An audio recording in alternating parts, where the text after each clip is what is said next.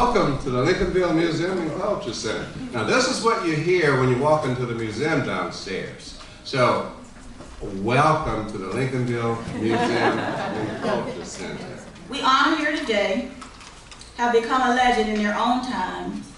They are living legends. They have a collective of individual histories of tried and true stories to community and to their fellow men. They are educators, caregivers, civil rights advocates, counselors, coaches, and leaders in the fight for equality and justice for all. They've been on the front line against racial hatred, workplace inequality, civil injustice, housing fairness, and quality education for all. They have walked the picket lines, worked the front lines, worked behind the lines, and told the line to help make St. Augustine a better place for all. We honor these individuals as legends of change for good. Their lives have touched many in this community and the nation. Their service has helped many to reach their potential. Their outreach has lifted lives and dreams to hope for a brighter future. Their journeys have not been easy, nor without opposition. They've been disrespected, disenfranchised, disregarded, beaten, shunned, and dismissed, but not disheartened and not dismayed.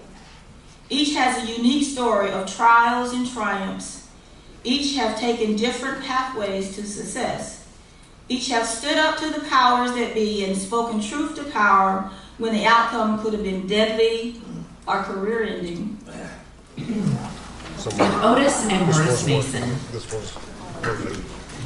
Do you know they met in school? They met while in elementary school here at Excelsior, and they have been together for the rest of their lives. They were married in 1951. They have 2 daughters, Pamela and Deirdre, and they have 1 grandson. And after graduating, did a 2-year tour of duty with the U.S. Army, and he earned the rank of sergeant. And Dr. Robert Haling, you've heard of him, a leader in the civil rights movement. He was an old Army pal of Otis's, and also a neighbor, right? A neighbor. Now, Myrtis became a 2nd grade teacher, and Otis was on the administrative track of education, and he became the principal of W. Harris High School in Hastings. He was also the assistant superintendent for elementary schools, and then he was elected as the first and last Black superintendent of St. Johns County Schools. Otis Mason Middle School is named after him. Let's honor now Otis and Myrtis.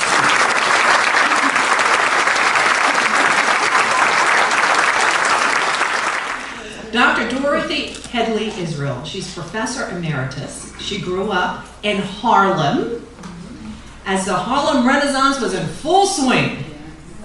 Also, she danced at the Savoy to the tunes of Duke Ellington, and she reveled in the sounds of Ella Fitzgerald at the Apollo Theater.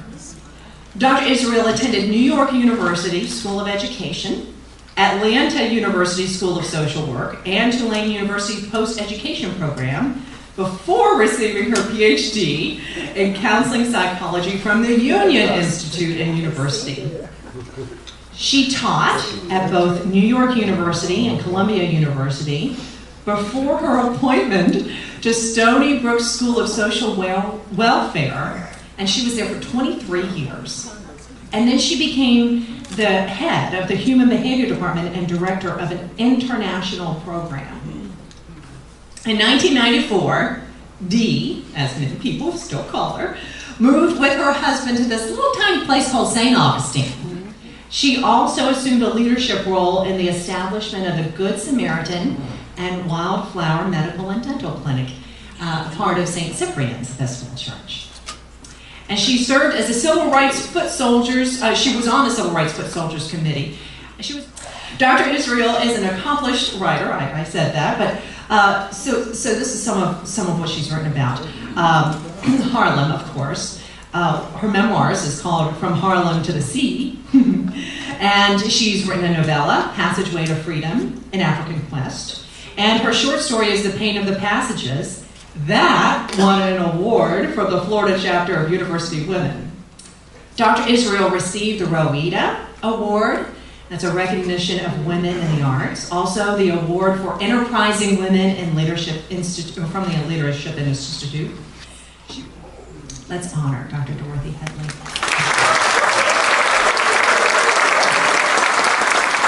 So Jimmie Jackson, he never sought out the spotlight, really. He was 19 years old, attacked by the KKK. He was with Dr. Robert Haling, James Hauser, and Clyde Jenkins when it happened. They were severely attacked and about to be burned alive when the police rescued them. Nobody was ever convicted. So it was one of 19 times that Jackson was arrested for his stand for social justice. And this was mostly during the 1960s civil rights movement here in St. Augustine. And, he said, I was surprised that Southern Bell, the phone company, hired me with all those arrests on my record. 19 arrests. That's usually, okay, next person, we're going to go look at the next person, but somehow he was still hired. And you know what? When he was hired, he was then the first black outside lineman for the telephone provider and spent his entire professional career with the company, which is now known as AT&T. And he knows just so much about this place and about this community and about St. Augustine in general, if you ever get the chance to talk to him. Did you see a guy in the last couple of years standing on the side of US 1 with a sign that said all black lives do matter? That's him. He was joined in public marches and he's visible at rallies and other community events.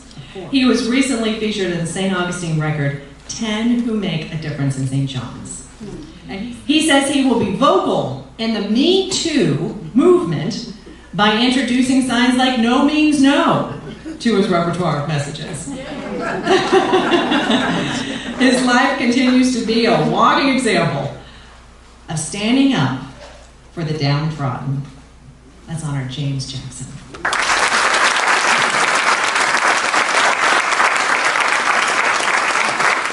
So at this time, let's talk about Janie Young Price.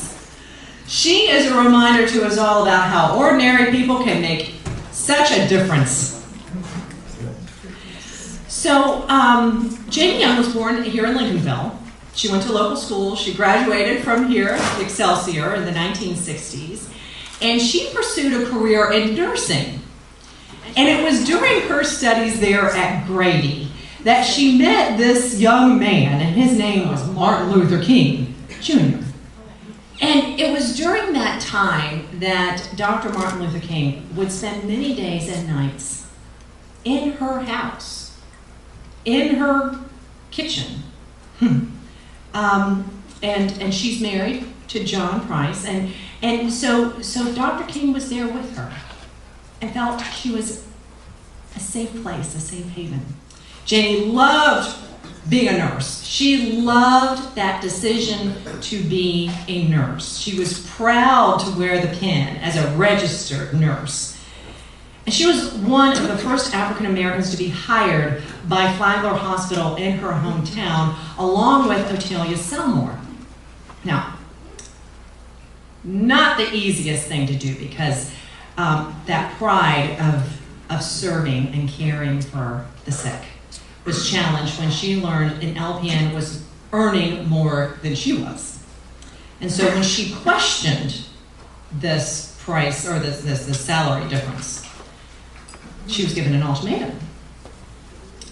So she quit that same hour, and she never looked back. She found her true calling when the St. Johns County Health Department contacted her, and she worked as a public health nurse. And so then she led brigades of nurses into rural parts of St. Johns County, like Hastings and Armstrong and other remote areas, even up into Julington Creek and Fruit Cove. And she also served at Excelsior and Murray as a school nurse, and so she was taking care of kids too. She also served as an advocate for women and children in the rural migrant camps throughout the county. And I have a feeling that they need a lot of hand-holding. Ms. Price is still a devoted member of St. Benedict the Moore Catholic Church, and she is a former member of the Excelsior Lincolnville Museum Board of Directors. Let's honor Janie Young.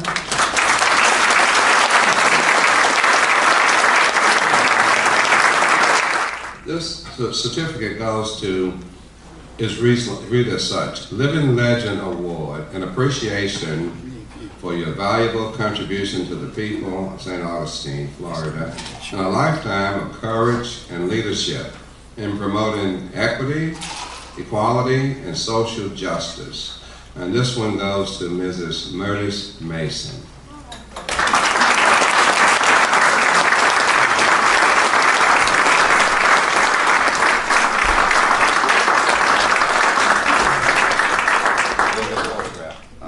Living Legend Award and appreciation for your valuable contributions to the people of St. Augustine, Florida, and a lifetime of courage and leadership in promoting equality and social justice.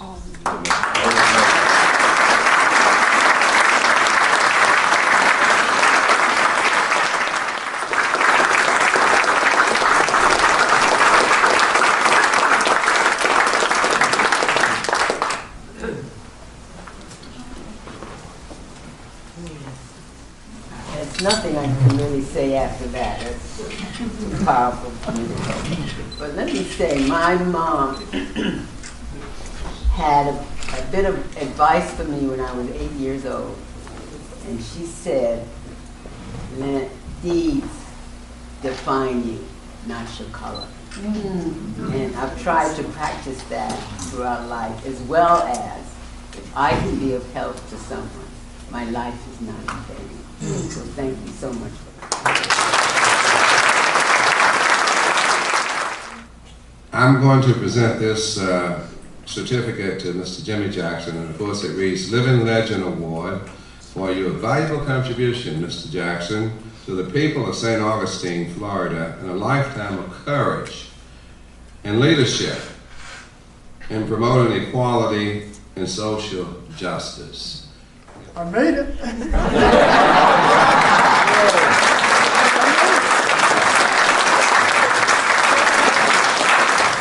Mrs. Cynthia Dibs will be introducing her aunt, the beloved Miss Janie Price. As far as I can remember, she has helped people.